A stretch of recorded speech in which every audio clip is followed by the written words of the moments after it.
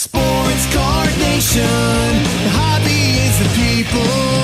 Weekly news and interviews, it's your number one source. Sports Card Nation, the hobby is the people. Sports Card Nation. Welcome to another stocked and loaded episode of the Sports Card Nation podcast, the show that brings you all the important hobby news, discussions, debates, opinions, info, and interviews with key hobby and sports dignitaries. Also, if you're good, you know we are going to give away something. Now, here's the guy that wanted the cards more than the gum.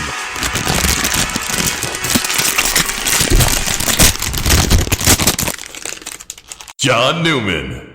All right, welcome to episode 143. Happy to be back. Happy Friday or whatever day you're listening to the show. Celebrated my dad's 83rd birthday this past Sunday. And it got me to thinking, had some folks lose their dads recently or a mother recently and that I know personally. And so got me to thinking, how fortunate, my dad's still here to share times with them and do things with them, and so many others may not be as blessed anymore. So thinking about those folks during this time, and but going back to my dad, turned 83, still plays drums in 3 bands. Yep, you heard right, drummer in 3 bands at age 83. Don't ask me how. I'm still wondering that myself, but got me listening to 3 episodes, podcast that he appeared on. He appeared on this show on episode 95 some time back, talking about growing up in Brooklyn with the Brooklyn Dodgers and cards back then. And he appeared on 2 episodes with me and Jordan on Dr. Beckett's show, Sports Card Insights, talking about growing up, and it was his Father Day specials, and really, really great. I think, when my dad does podcasts, which isn't that often, but just it really was 2. Dr. Beckett made 2 episodes out of the 1 appearance, but really made his day, was on cloud 9 that whole day, and just got me to thinking, call a relative, a friend, do something with them, or kind of reach out, especially if it's been a while. Time is short, and, it's looking back. You don't want to regret maybe not doing something. And so spend time with family. Cards are great. I've been doing cards for almost 40 years, but I put them down and I do other things too. And I think that's important, whether it's spending time with family or other hobbies or extracurricular activities. Make sure you balance everything out. It's important. Got a great guest today, Doug Caskey from Mojo Breaks, one half of Mojo Breaks. One of the OG breakers, but they do content creation. They got Mojo Break The Hype, the podcast. Was fortunate to be on that during the National, and they do so many things. They have a full-fledged store in Santa Clara, and so we talk about balance and life balance. That's one of the topics during the interview you're going to hear, that how important that is and how they do it, and maintain that. And they do a great job. They're probably one of the poster folks to how to do that, and still have a family, produce great content, produce great LCS and breaks, and they do a great job. So happy to sort of pick Doug's brain a little bit, have him on, and see how they do things, and talk about some current hobby stuff. I don't know what, maybe Topps, Fanatics, I don't know. But great having Doug on, and they do a great job there with Mojo Break. So with that being said, let's get this show started.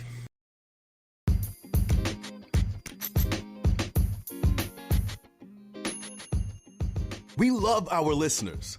Without you, there is no us. We care about your opinions and feedback and invite you to reach out to us on any of our social media accounts.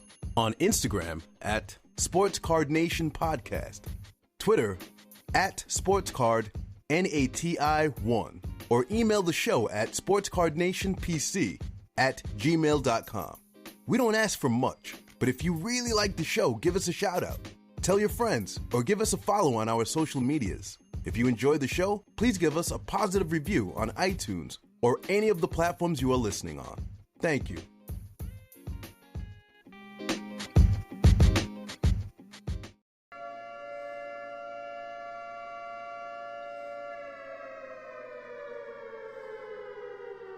Time for this week's incoming product releases. All right, here are this week's new product releases. Today on show release day, September 3rd, 2 items, 2021 Leaf Trinity Football, and also 2021 Panini Black Football. Got a little bit of a hiatus, but then on September 8th, we have 2021 Panini WNBA Prism Basketball. Same day, the 8th, we got 2021 Panini Donruss Football, 2020-21 Upper Deck Skybox Metal Universe Hockey, as they bring back an old favorite. Also on the 8th, 2020-21 Upper Deck AHL Hockey. And on the 10th, we have 2021 Leaf Signature Football Blasters. And that's it for this week. Hey everybody, have you heard about Collectible? It's the one-stop shop where any collector can buy and trade affordable shares in some of the most rare and valuable sports cards and memorabilia in the world, starting from just $5. From 1952 Mickey Mantle PSA 10s and Wilt Chamberlain's iconic rookie uniform to one-of-one Patrick Mahomes RPAs, rare LeBron James logo mats, and everything in between, Collectible is creating never-before-seen access and opportunities for investing in the hobby. Just download the app and sign up with the referral code SCN to get your first share free. Please note this is not a recommendation or solicitation to buy any security. All investment decisions should be undertaken after doing your own research.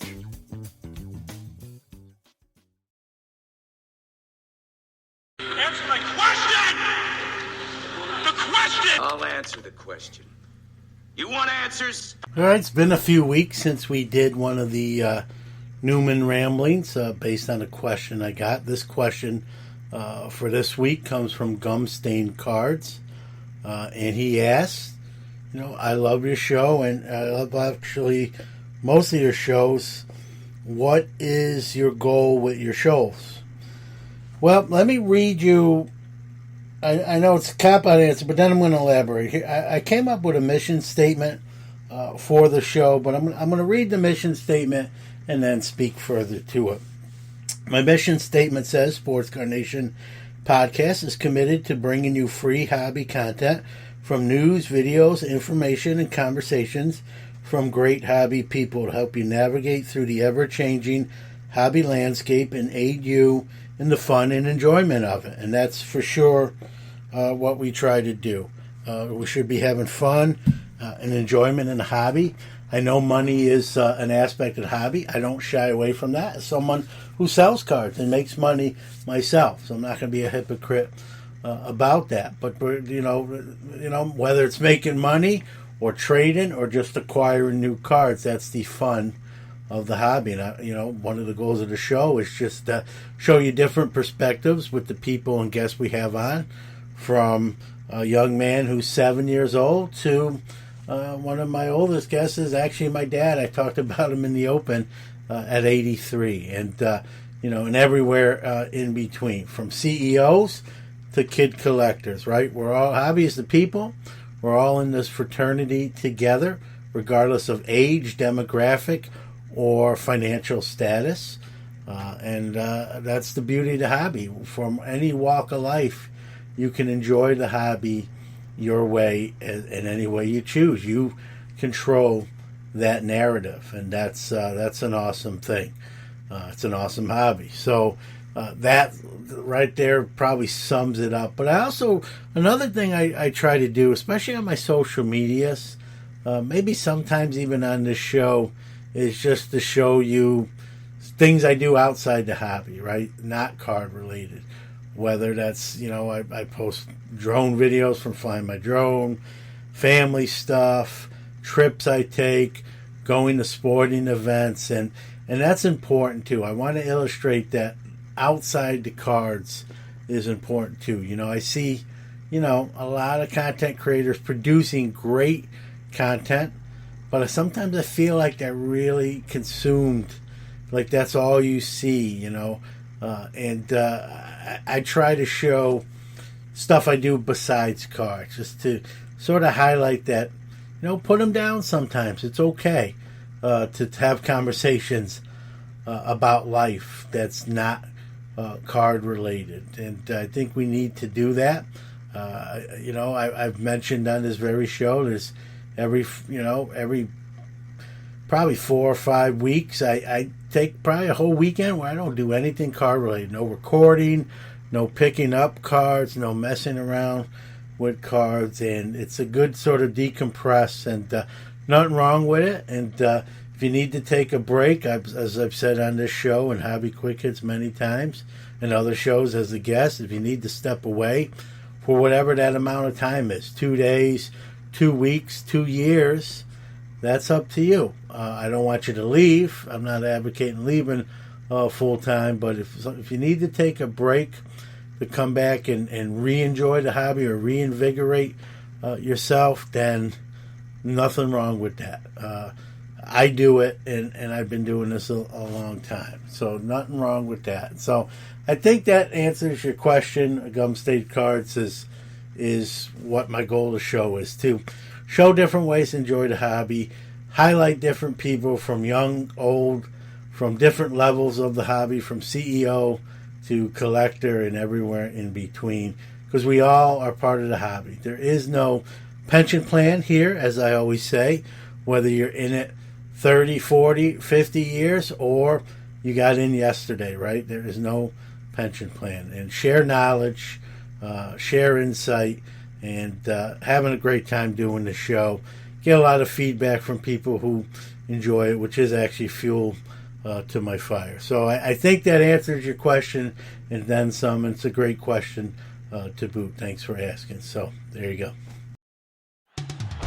The Sports Card Shop is your small-town local card shop with a global reach. Located in New Buffalo, Michigan, the shop is one of the most accessible in the Midwest.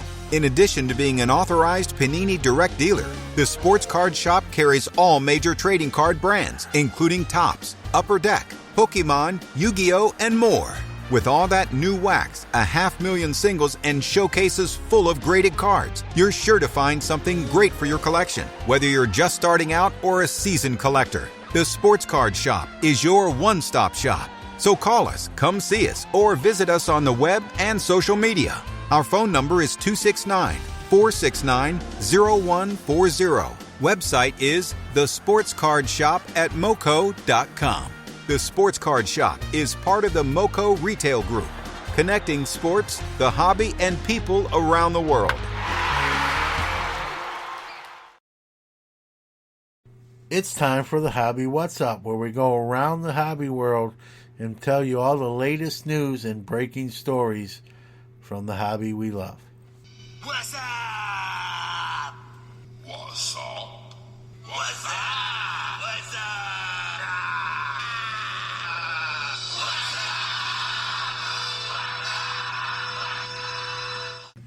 All right, it's not a complete week without a Fanatic story.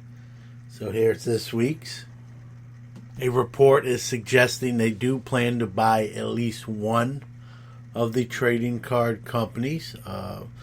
Almost every single one was mentioned in the piece I read. They're also trying to buy a sports betting book. They want to get into the sports betting market, and they have plans to be a one-stop shop, where you can get your card graded, put in their vault, and sold on their platform. So big plans, allegedly, in the work, more than just owning 3 major sport licenses, but they want to get into the gambling aspect, the grading aspect, the storage aspect, and the selling aspect on the platform.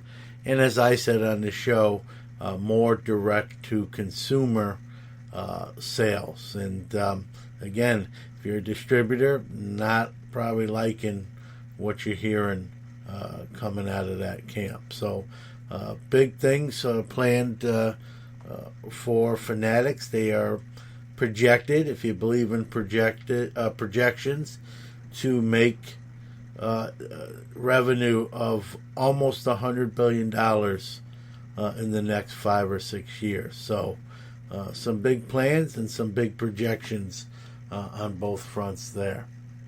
Talking about big things, how about a big sale?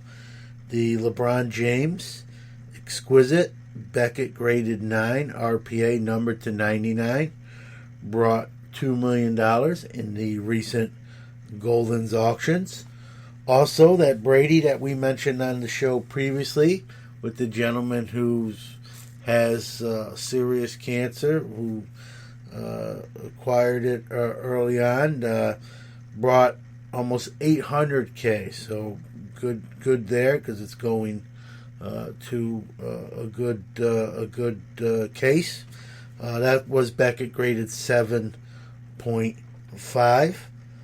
Topps NFT offering is moving off the Wax platform to the Avalanche platform, and the first NFT debuting on the new Avalanche platform will be the 2021 Topps Inception NFT that will be paid for through Ethereum, and that will be on September 9th. A little personal hobby story here. I am in the process of ramping up and getting ready to do my first show as a dealer in almost 2 years. That will take place here in Syracuse on September 12th. It's a show called Collectors Fest, 100 tables. And just with the pandemic and just not having a lot of shows in this area, I haven't done one as a dealer on that side of the table in a while. So again, it's not a huge show, but 100 tables, and it's sort of a quarterly show. There's about 3 of these a year, a little less than quarterly, but so if you're in the area or you're coming in from surrounding areas, this is not a show by any stretch of the imagination on the magnitude of Dallas or any of these other big regional shows, Wisconsin Dells. This is just a central New York show. But if you are coming in from surrounding areas or wherever you're coming in from, definitely stop by and see me. Like to meet as many as possible, especially locally. And it's funny, in getting kind of ramped back up to get into gear for the show, I've had to price a lot of stuff. I haven't priced in a couple years, not doing shows, and not sure when I would again.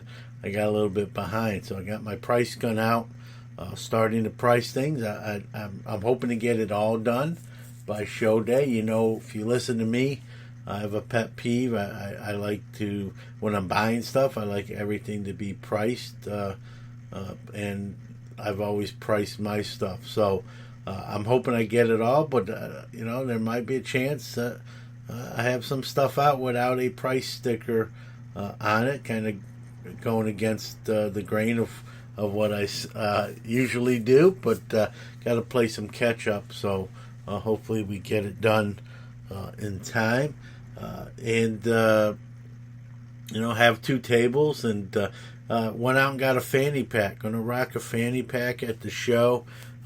Just kind of where to keep your money, so it's on you,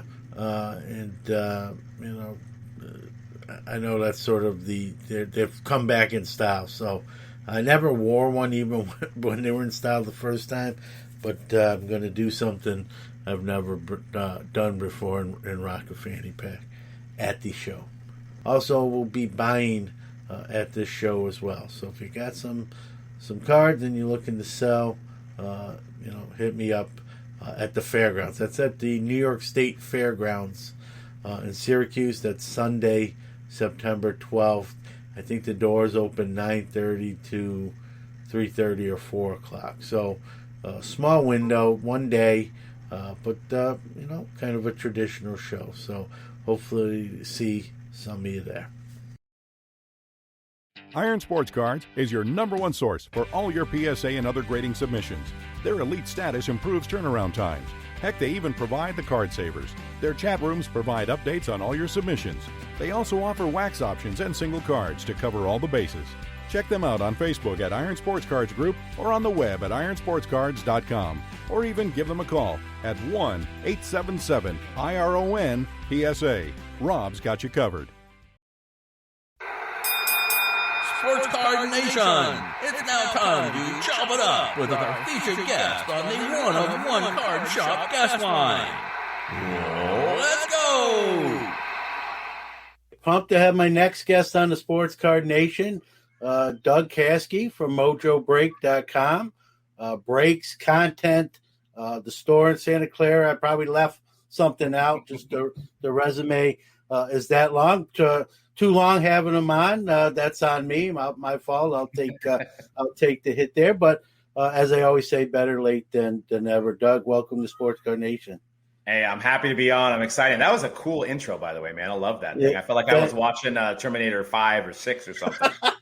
It's all downhill after that. I got that's going to be the best part. So I'm kidding. Hopefully, you guys are, you and Dan are really some of the OGs when it comes to breaking. Now it's just so many. Right. The pool is full. Just talk about how that genre, if you will, I call it like how it's changed. You were in it from the infancy stages, and now this thing has just grown to be a monster of epic proportions. Yeah, I think you hit it right on the head that the pool is full. I think back when the pool wasn't full, we were belly flopping into it to try to figure out a way to do this as a hobby at first, and then it turned into a business. And, there was really not a path paved for us. There was a lot of trial and error, whether the internet went out because back then we didn't have fiber, or we only were able to upload 10-minute videos at a time because that was YouTube's policy. So you do a break that's 2 hours and it's in, 6 different videos, and it takes 24 hours to upload on your slow modem. And then you've got people emailing you. So, there's a lot of things to learn, and technology's obviously upgraded and made all those things a lot easier. But, it was a lot of trial and error that we kind of paved the way, ourselves, Leighton, Firehand, Chris Justice. I'm forgetting a lot. I know Michael Hodges, a lot of these guys that were around in 2010, 2011, really kind of learned from failures to kind of make it an experience of what we've came to today. Yeah, and if you tried to name all the breakers today, this would be a 6-hour show. We get to know other topics, and it'd be like, good night, everybody. Why? I mean, obviously, everything's blown up in the hobby. There's more podcasts. There's more whatever it is. There's more of it. There's good and bad. That obviously it's a double-edged sword. It's not all good. I think people try to say it's all good or are looking through it with rose-colored glasses. That's okay. It's nice to be positive, but I also like to be realistic. I know this is our third year myself podcasting, and I can tell you I'm very real and honest. And when I started doing this about 3 years ago, there was obviously a lot less podcasts as well. There's really, at the time, it was only about 4 or 5 of us, you guys as well. You had Fat Packs and I don't want to leave anyone else out, but there was about 4 or 5 shows. And the one thing back then, it seemed more community. Everyone was friendly. Hey, if you need any advice, you want to know something about equipment, how we do something. And it wasn't like someone talking down. It was somebody genuinely, hey, I'm here for you. We on each other's show. It was a more of a community. I know now with again the pool getting crowded, even in that aspect of the hobby, it's not the same. And now there are some people that are still like that. I don't want to paint everyone with a broad brush, but I think it's gotten more competitive. Some people might use the term cutthroat. There's maybe a little bit less camaraderie percentage-wise, if you will, across the board. Is it like that in breaking? You feel like that kind of describes breaking or not necessarily? No, not really. Well, I mean, it's like when the new generation comes in, and I can kind of put us as the new guys when I talk about breaking. we were kind of the new guys when the shops that had been around for 20 and 30 years. And, we got those looks, those eyeballs, and hey, we don't really want to work with, these breakers. What are they doing? They're breaking in their basement, or why do they get product? And it was a lot of hesitation until, probably 2-3 years ago, they kind of realized that, hey, breaking's not a fad. And I'm a shop owner as well, but shop owners kind of more embrace the segment. And now we're kind of one big happy family. I mean, some of my best friends are now shop owners, the same ones that gave me the eyeball, 4 or 5 summits ago. What do you do? And I think we're getting a little bit of that with content creators. And it might be the generation, it might be the age gap that we're getting some younger guys that are coming in, younger guys, younger gals that are coming in and they're producing content. And, us guys that have been around for 4 or 5 years have a little different outlook than they do. And I think it's kind of trying to figure out how we're all going to mesh together. And I think we'll all wind up working together well again. Yeah. And again, I maybe I overstated that. I think most folks are very cordial and friendly. And you got a segment, and that's in any hobby, any industry, that maybe not as much. And that's just par for the course. If you will. So, but I mean, I'd be lying if I said there isn't some, enemies out there or some people that have said some things about us. But, in the breaking industry, the majority of us, I mean, I talk to Rich Layden like 2 times a week. We're figuring out pricing, what's the best for the customers, what's the best value, how do you get the product, or, this outlet has this. So, we're all bouncing each ideas off each other, knowing that we all grow in the end. Yeah, and I've said, sticking on the breaking topic, I always say this. I've said it numerous times. I want to get your take as someone who actually does it. Breaking, I think, really saved the wax industry. Whether you partake in breaks, you don't like breaks, you like breaks, I don't think that can be understated. I think it really saved some of the companies and saved sort of the wax stuff. Where there was a point where not everything was selling in the vein we know it today. It wasn't always like that, and breaking sort of changed that, and it also made stuff maybe more affordable. Like someone can't buy a Luminaries box or something for $1,200, $1,500, but now they can get in at a cheaper level and maybe pull that.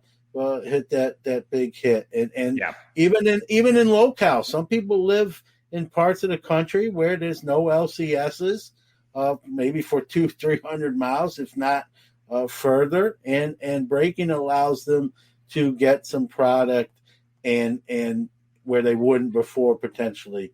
And I think there's just so many positives to it. I mean, would you agree with that assessment? Yeah, I would say there's 100% a lot of positives to it. I mean, there is some negatives too, but I mean, I think specifically during the pandemic, I think it really propelled and got you look at a lot of these guys that jumped on, like the Josh Lubers and maybe even a little bit of the Gary V's, and a lot of these content creators that are doing big numbers now, Pac-Man and some of these, bigger content creators, they came around in the pandemic. So, they were at home, forced to find, other alternative forms of entertainment. And then they had to find a video of a break. I mean, that's just kind of the nature of the ballgame. If there wasn't any of us on YouTube, they wouldn't have been able to say, hey, wow, look at these cards. I can go ahead, maybe I can do this. I can create this with my webcam and, propel it to the younger generation. I mean, the bad side of the hobby is the bad side of breaking. When we started in 2011, there was less of it made.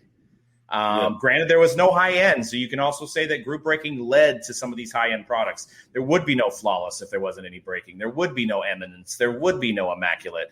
But I remember breaking like 2006 National Treasures, but made by Playoff, and you would get every case would have like a Barry Sanders or type player where it would be a lot more value because they didn't make as much. Right. Yeah. So you can kind of look at the negative side of it. It is that it did allow companies to produce more product, but those singles are worth 10-fold, 100-fold in some instances more than they were at the time. So it all kind of works out in the ecosystem. Yeah, I mean, product, everything sells out. Very rare now that a product doesn't sell out, whether it's a hobby, retail, even the online exclusive stuff. Right. It all sells, and I'm sure the card companies that are present, I'll say today, are ecstatic about that aspect. And it's really, like you said, it's catapulted them into even making higher end lines that maybe wouldn't have come into existence without you guys doing it. I it's something you said. I didn't even think about that aspect yet. It does ring true. And so, because I see that side in the shop. My shop, sells maybe $1,000 boxes. We very rarely have anybody that's going to come in and spend $5,000-$10,000. It just doesn't happen. And I'm in Silicon Valley. There's guys that make, $500,000 a year. They still can't justify buying that $5,000 box. So what's it for? It's for group breaks, right? It's being able to buy a team or being able to buy a random spot. So if there wasn't any group breaks, then you probably wouldn't see these price points in these high-end products. Going to step aside for a quick ad, but we'll be right back with more from Doug after that. Sports Card Nation is back with Doug Caskey. Hey, if you're breaking, you are creating content, you're on screen, but you guys do more than that. You take it up a notch. You do your regular shows, and I mean, talk about the difficulty to run a business plus a store. It's not like you just break and you run a full-time LCS. I mean, that's you got the LCS, you get the breaking aspect and the content creation all together. Talk about the difficulties. As fun as it is, it's not as easy as probably you guys make it look as well. Talk about some of the difficulties and pratfalls, and you guys have families as well. Right. It's definitely hard to find a balance. I mean, for me, I think the podcast was always an outlet to kind of pull back the curtain and show people, because it's like, when we're breaking, I feel like it's more of like a performance aspect, and we're performing. And I don't want to use the word fake, but you're into it, right? Where we're doing podcasts, we're more real. We can pull back the curtain. I think it helps me being, I do one thing, I move to the other thing, and it helps with my day. But yeah, I mean, the business can definitely get taxing when you're dealing with allocations, when you're dealing with delayed shipments. I've grown numb to it over the years, and as far as that's concerned, because there's so many emails of, if you're going to deal with, 2,000 to 3,000 to 4,000 customers on a weekly basis, you got to guarantee percentage of them that 5% aren't going to be happy. So you got to deal with those. And, you got to do your best, obviously, customer service to make them happy. Some people their needs are unrealistic, or they have conspiracy theories about, people getting cards or something like that. And they're not getting cards and their luck, blah, blah, blah. So there's those things, but you've kind of grown numb to that. But there's always never enough time in the day to manage the store, get the breaks, get the content. I have 13 employees now, so trying to get them all doing what they need to do and monitoring them. So when I used to work my 9 to 5, I would count down the hours, and now I'm like, I have no time left. So. One thing I appreciate too with you guys too, and Dan. You guys are you give your team a lot of credit. You give them props. That's refreshing. It's great to hear. Sometimes I'm sure they appreciate it as well to hear that. You always give hats off to them. And I know when you're on Hobby Hotline, you're like, in the pandemic first hit, and you're like, we're behind, but we got guys coming in and working, and or some can't, and we have to pick up the slack. And I mean, it's nice to when you hear someone give credit. I'm sure they appreciate that too. It's easy to not do that. I think sometimes it's harder to do it for some people anyway. And talk maybe a little bit about that, and then how the store actually came about, and you open that up as well. Yeah, I mean, definitely during the pandemic was tough. We had to downsize, and we paid all the employees to be at home and safe while we figured it out, because at the time we were in a 1,500 square foot location with 8 of us, so it was hard to social distance at that time. So we cut it down to 3 people, and I think I worked like 80 or 90 hours during that like 3-month period. And then we had just so happened that we signed a lease for a 4,000 square foot building, so it was 3,000 square feet warehouse warehouse and office area where we have our studios, and then the 1,000 square feet in the shop. So we moved into that. We hired some more people, and then we, went full on with the shop, and we made it a very modern shop. So it's very almost picture like an Apple store. So instead of having like 15 boxes of each SKU, we only have one, and then the rest of it's in the back. So when you order it, we go grab it out of the back for you. So it's just very open. It's not clean, like dusty, cluttery. Yeah, we've got the big screen, the big 150-inch screen that we have the four screens combined that we have sports on. And then we have all the upper deck memorabilia, so all the Jordan stuff, the LeBron stuff, because they're the only ones that have the Jordan LeBron. So we have like one wall that's kind of like a museum. Nobody really buys this stuff, but it adds to the ambience of the shop. And then we don't sell singles because it's just too hard to kind of manage that. And we kind of want people kind of coming in and just ripping is our focus. So we have like 4 or 5 tables that people could rip at, watch the game, and stuff like that, and kind of have like more of a chill environment. We even offer, like, if people want to have fantasy football drafts, we're signing up people for that. Cool. So yeah, we went with a more minimalist shop experience. Our app ties into our point of sale system for our shop. So you can actually be at home at midnight and say, oh, Mojo Break has one left of elite football, and that's what I want. So you can check out, make sure you reserve that box, and then, head to the shop when it opens the next day and pick it up. Well, you guys are on top of things. I think you need – I'm on the other side of the country. I think you need a Mojo Break East Coast. There you go. I'm politicking. I'm politicking for it. So, let's do it. Yeah.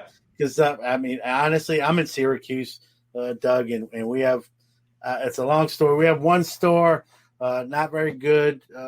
There's reasons for that, but I'll save that for a rainier day. Yeah. And,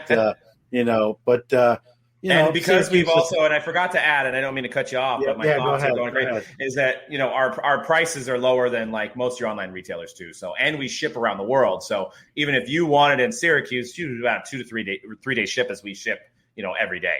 So, you order it, it's going to arrive to your doorstep in 2 to 3 days. And my team puts that together. I don't do all that, like you said. So I've got a great friend who runs the shop, and he's got all that on lockdown, and he's got it all great for the customers.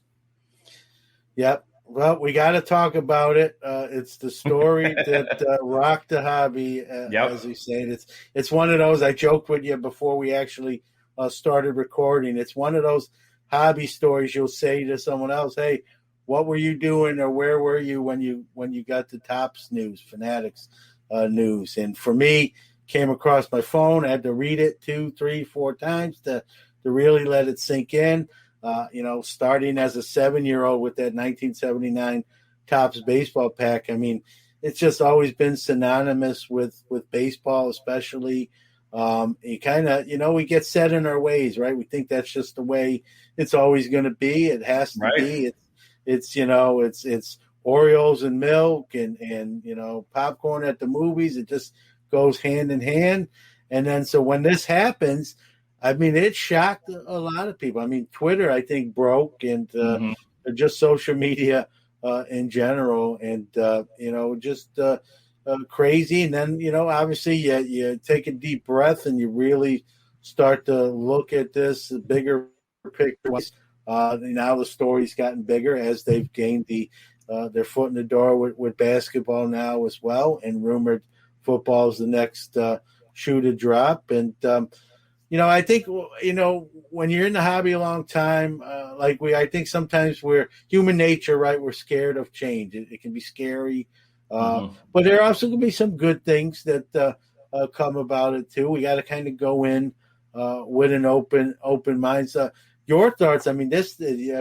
Let's be real. This affects you, honestly, more than it affects me. Quite frankly, I'm real interested to get your perspective. What you thought when you heard your news. Have you sort of changed kind of your assessment from initial to where you are today? Kind of your thoughts as someone in business with cards. That's what it is. What say you when this happened? Yeah, first off, I'm going to break the news here. Mojobreak.com, powered by Fanatics. No, I'm kidding. But, I'm sure something like that's coming. Not with us. But, I think they're trying to buy that 7-Eleven down the street here, too. They're going to be owning all the 7-Elevens.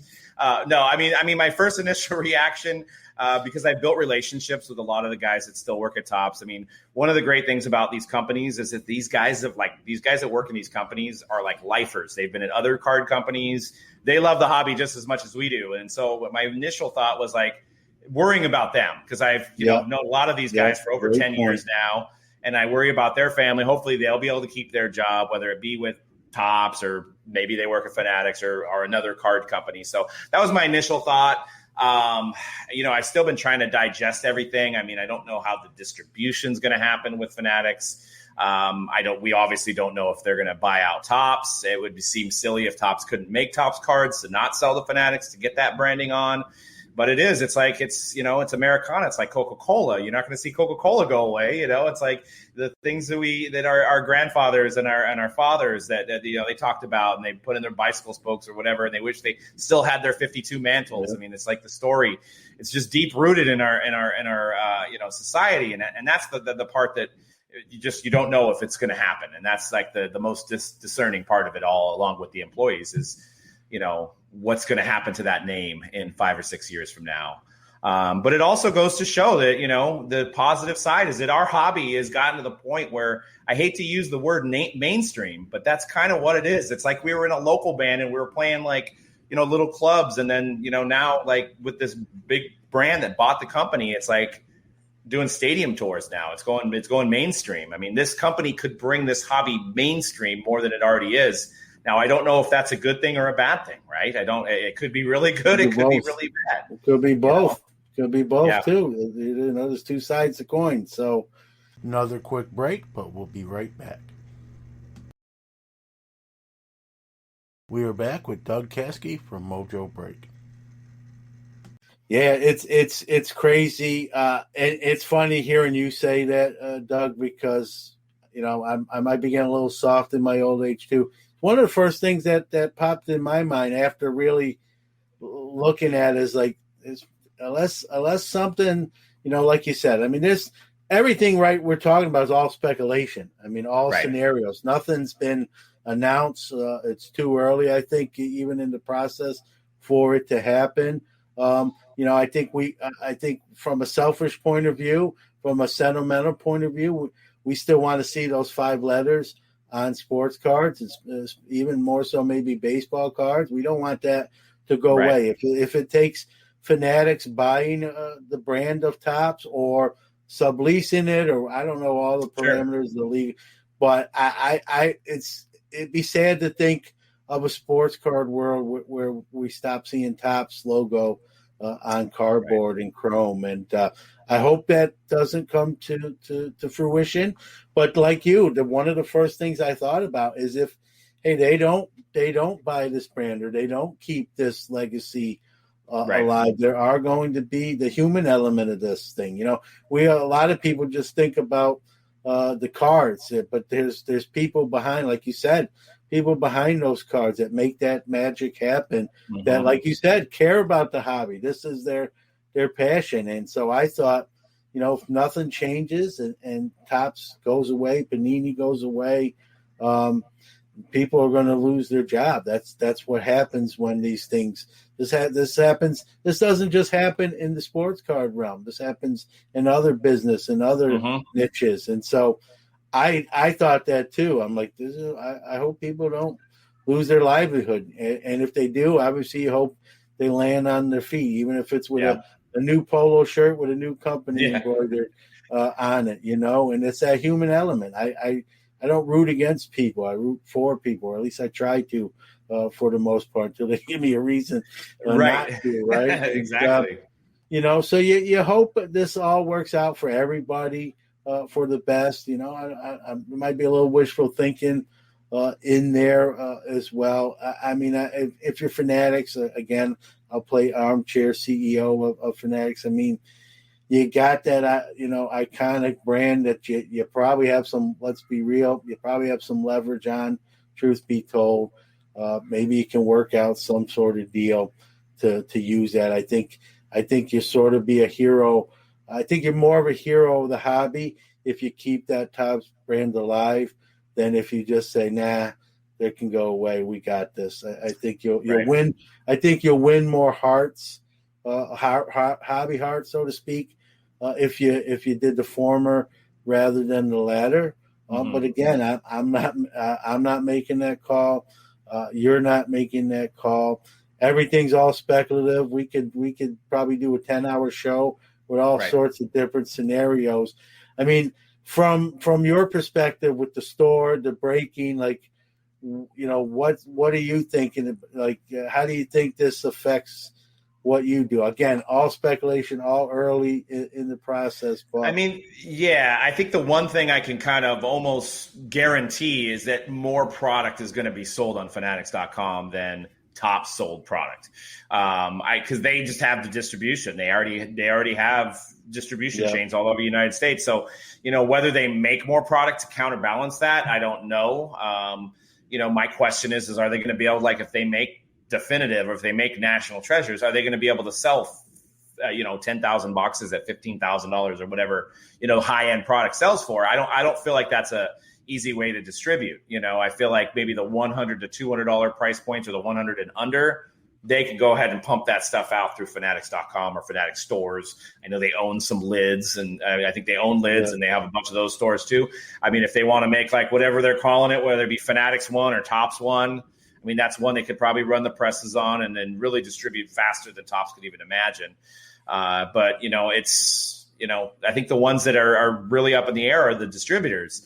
Does Fanatics want, if they make, if their cost of a certain product line is $10 million and they have a company that's willing to take $5 million of that product, with one check, I mean, that sounds pretty enticing to me, that, hey, this company is going to give me $5 million and then I got to sell the rest online.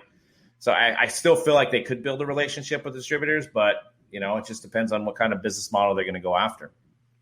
Yeah, I'll say it. I think you kind of touched on it. I'll be probably a little more direct. If I'm a distributor in this hobby, this industry, I'd be a little nervous right now, especially as each domino topples. But basketball, football rumored to be next to go, and this is actually Fanatics' forte is the distribution. That's what they're known for. I'm not saying they're perfect at it, but they're experienced at it, and I just see them sort of trying to cut out the middleman. I don't know that. It's just putting on sort of our guesstimation hats and kind of predicting what we think they're going to do. And I think that's, if I had to predict what kind of model they run, I think, like you said it, I think that's the way they go. And, I feel and another point that I didn't even remember about their distribution is the fact that they're the only ones that are allowed to sell on Amazon. So think about that. So if they wanted to double their production, they send half of it to Amazon as well, right? So because I cannot sell Topps product or any baseball product on Amazon at the moment until I believe it's like 90 days old. So they already have that in place that if they're going to go ahead and sell half the product, they can give some to Amazon. So, but once again, I think it's only going to be for that lower end item. I just don't see them being able to distribute the $3,000, $5,000 boxes, or even maybe like the museum collection boxes. It seems like it would be difficult. Yeah, maybe, like you meant, they do own lids. Are we going to see lid stores are generally pretty small? Right. Are they going to expand them to have some cards on the shelf? Are they going to, who's to say Fanatics doesn't open their own LCSs? Right. And just sell their own wares. And there's so many unknowns in different directions this story can take. And it's going to be real interesting to see how this develops. And again, being old school, I'm hoping we still see some Topps logos on sports cards anyway. Absolutely. After the year 2025. And I'm whether that's being the old man. I think the hobby in general feels the same way. I think just when you see that reaction speaks of volumes. If Fanatics wants to check the pulse of that, just think of the reaction and what that could do. I mean, I've seen some. Anyone could post anything, right? But I've seen quite a few people say, if there's no more Topps products, I'm not buying these Fanatic lines. I'll buy vintage cards. I'll Right. buy singles, but I'm not going to support it. Now, anyone can say that, and they're still opening packs without telling you. Right. You know what I mean? So anyone can make it, but I think some of that is genuine. I think people are sentimental and like, I'm not going to support a brand that I feel like killed my favorite brand. I'm not going to support it. And they're definitely got a corporate feel to more of a. I mean, I don't want to say Topps and Panini are like small business, but they're a lot more small. They're a lot more small business than Fanatics. That's for sure. Yeah, when you look at the net worth of the companies, that becomes. I was a little surprised when I looked in the Fanatics when this deal went down to what they're worth, and I took them sort of for granted as just they sell memorabilia, some jerseys, and the last day of the National, you get a couple for $20-$30. You downplay their power, their stature, until you really look at them, and then you realize like they're for real. Obviously, they're for real. What makes me a little too nervous, Doug, too, is the terms of the deal haven't been announced. But if you read the tea leaves and comments, what Tony Clark from the Players Association saying it's 10 times anything that higher than anything they've gotten previously. The players are have equity like never before. This is going to cost Fanatics. And if you know anything how the business works, that cost gets passed on to the consumer. And so many questions there, what is stuff going to wind up costing? They didn't do this just for the sake of doing this. This is a business model. They believe they can make their business better, stronger, more money. And so, what are we going to see price-wise on these products? What are we new products?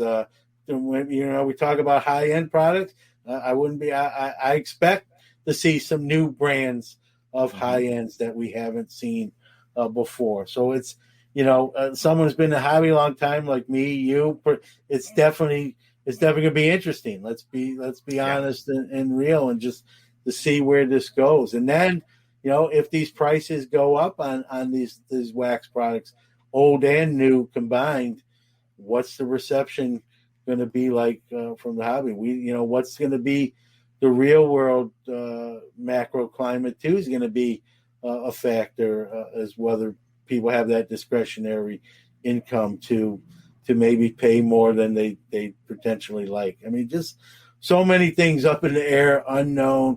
We can spitball it for 2 days, and we might be right on some things and even way off on others. And to step aside to hear from one of our great sponsors, 101 Card Shop. What doesn't 101 Card Shop do? From box, case, and personal breaks, there's always fire being pulled. They offer bulk grading subs, and their large store located in Strongsville, Ohio, offers an incredible selection of sports cards, non-sports, and authentic autographed memorabilia. Steve and family will treat you right. Check them out on Instagram at 1of1 Card Shop or on the web at 1of1cardshop.com. Sports Card Nation is back with Doug Caskey. I just hope, when all this smoke clears, and again, we're talking years from now, not months from now, or even a year or two from now. I just hope, for the most part, everyone's okay. I know it sounds kind of corny, but I really, like you said, there's people behind these companies.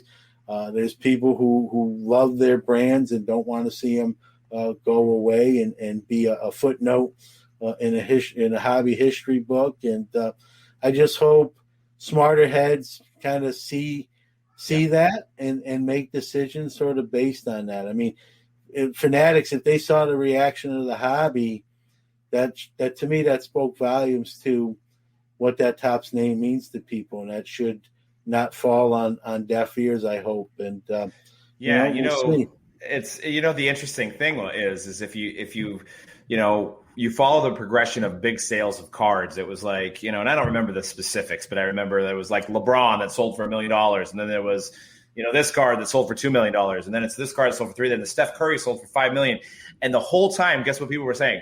The bubble's gonna burst. You know what people aren't talking about right now? The bubble bursting, because a company that's worth $18 billion just bought licenses. So the one positive thing, and I know, sad about Topps, and I'm just as sad as you are, and, the hobbyists out there, the hobby has more people in it now than it ever has before. So, true. These guys that are the CEOs of these companies that have went to school and study stats that work for Fanatics, they had to have seen at least 10 years worth of growth, right? Or else they wouldn't have made this leap, especially for the amount of money. So that's the one positive thing I think here is that, the hobby will be alive and well, at least for a little while. I mean, we'll see. Hopefully they don't just run it into the ground.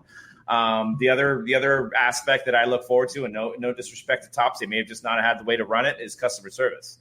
We all have these customer service problems.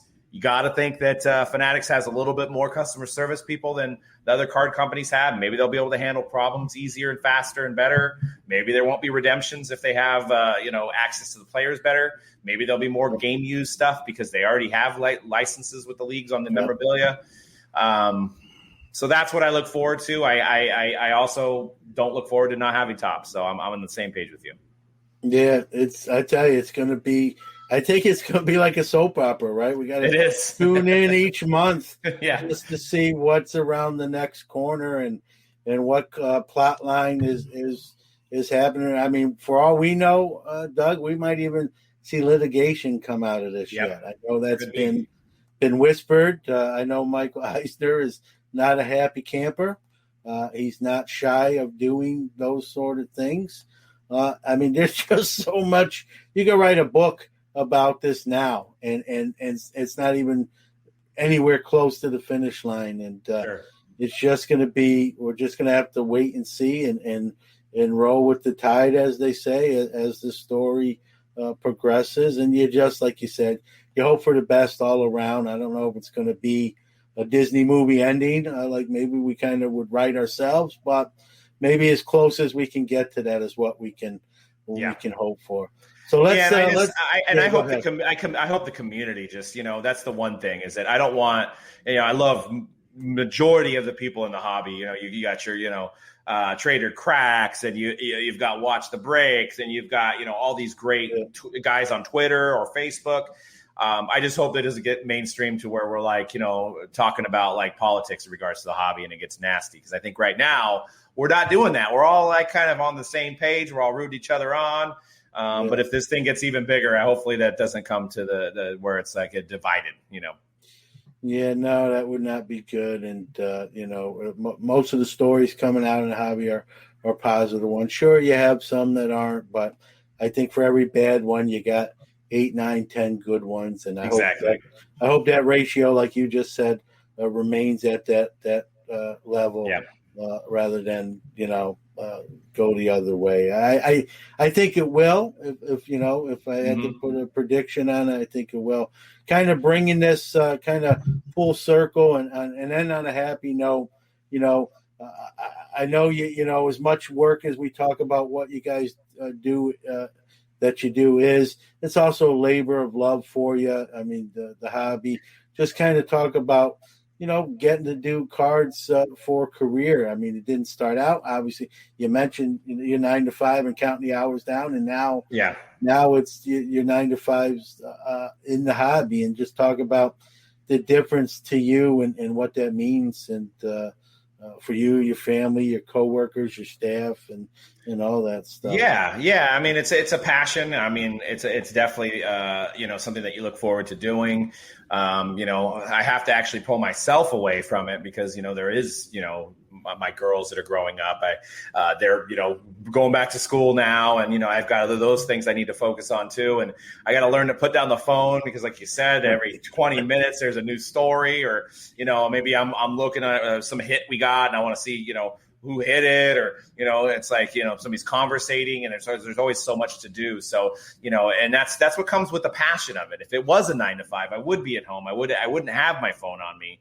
If it was like I used to sell carpet. I was in flooring, so it's like at 5:00 my phone's going to go on the charger, and if you call me, I'm going to get back to you in the morning. But now it's like when it's something that you love doing, you're constantly looking at it and trying to keep up with it. Yeah, it's funny. My son, he's 21.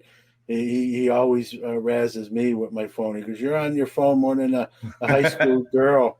Like, put it down, give it a rest. Usually that's the other way. It's a father telling You're right. his son or daughter, like, you're too much on your phone. It's in this house, it's in reverse. But you get to do something you enjoy. Like the saying goes, right? If you're doing something you enjoy, it's not really work. But again, you built that up. Rome wasn't built in a day. This wasn't a light switch you just turned on. I think that just goes to what you and Dan have done, and the hard work and the work ethic, and kudos to you. And thank you. It's funny to see, getting to know you over the last even few years, seeing how you've progressed and grown and built an empire. I'll say it right, and thanks. And something you love. And I think a lot of people are probably jealous. I'll probably throw myself in that category too. So, but happy just the same. That's awesome. And I had a store back in the 90s for 6 years. I just was born in the wrong decade, I think. So, but you mentioned Rome, but if we were the only Rome on the block, there wouldn't be people coming to our Rome. So it's like outlets like yourself, all these podcasts that have helped everybody grow. You know what I mean? It's brought people in. And that's the great thing. Like, we don't just like hold on to customers or listeners. You know what I mean? We don't like say, oh, we're going to put you in a private room and not show you the rest of the hobby. I think we all open each other up to everybody else and say, hey, check out this show, or check out this store, or check out this breaker, or hey, I just mentioned Rich Layton, who's, probably one of my biggest competitors, but he's a friend of mine. So, if you see something you like on his breaks, he's got great breaks. If you like a topic that John's talking about on Sports Card Nation or Hobby Quick Hits, download that podcast. There's just so much content that we're all can kind of grow together.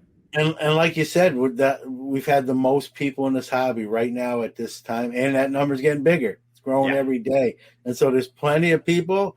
There's plenty of content. We can all enjoy it together. It doesn't have to be a cutthroat. I think generally it's not. You got some factions. That's always going to be there.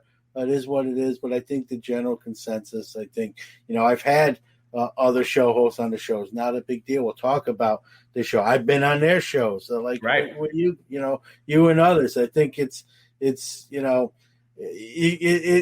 can be competitive, but it's sort of silly because you're competing. Especially in the podcast world, you're competing. If you even count YouTube content, I'm competing with 1,000 shows. And you don't even know. There's no Nielsen ratings. You don't even know.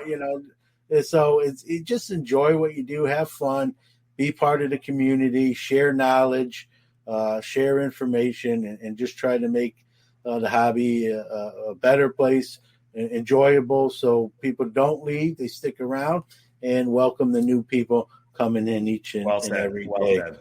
Yep. So, well, Doug, keep doing what you're doing. Awesome stuff, as we talked about. We'll see where some of these chips fall as we progress here with stories. I'm sure there'd be something else, right? We talked about, you can't take a nap for 3 hours. You're gonna have to check. Speaking of checking your phone, you have to check your phone to catch up for the 3 hours you dozed off. And so, but that also, it's exciting too. And for an old guy like me, it keeps me on my toes. I think it keeps me a little bit hobby young. I like to say too. So. Yeah, I mean, you got to keep with it. You got to keep going. There's no time to relax. I mean, what do they say? You can relax when you're dead, right? So sleep when you're dead. Exactly, that's the way they say it. Yeah. Let's do that later rather than sooner. And as always, I always give the guest, Doug, the final word. Give out your website, URL, social media handles, anything you want to share where people can find your content, the show. The breaking, the store, give out all that stuff.